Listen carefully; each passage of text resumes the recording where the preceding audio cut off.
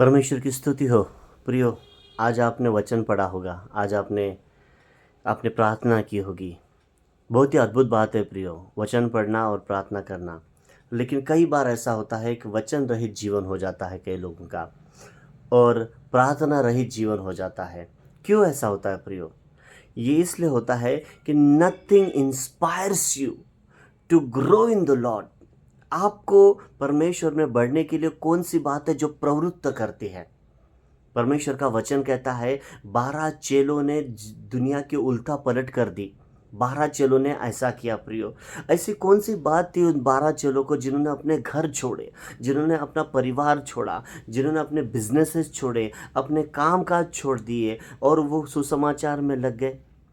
ऐसी कौन सी बात थी जो उनको ये सारी बातें करने के लिए इंस्पायर किया या फिर ये सारी बातें करने के लिए प्रवृत्त किया? ये सारी बातें उन्होंने की और नित्य परमेश्वर को अपने सामने उन्होंने रखा। वैसी कौन सी बातें? इतना ही नहीं कि लेकिन वो ऐसे भयानक मौत भी मरे।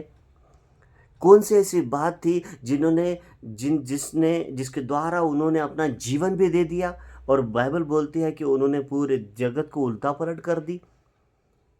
उन्होंने उनके सामने एक बात थी प्रियो, जब यीशु मसीह मारे गए, गाड़े गए, वहाँ से कब्र में से जी उठे, और जब इन लोगों ने कब्र देखी, वो खाली कब्र उन लोगों के लिए एक इंस्पिरेशन थी। वो खाली कब्र खाली हो चुकी है, हमारा प्रभु जी उठा है, और ये वो कब्र उनके लिए एक प्रवृत्त देने वाली कार्य बना प्रियो। और उन्होंने अपना जीवन पूरी रीति से परमेश्वर को दे दिया और परमेश्वर को सेवकाई में दे दिया।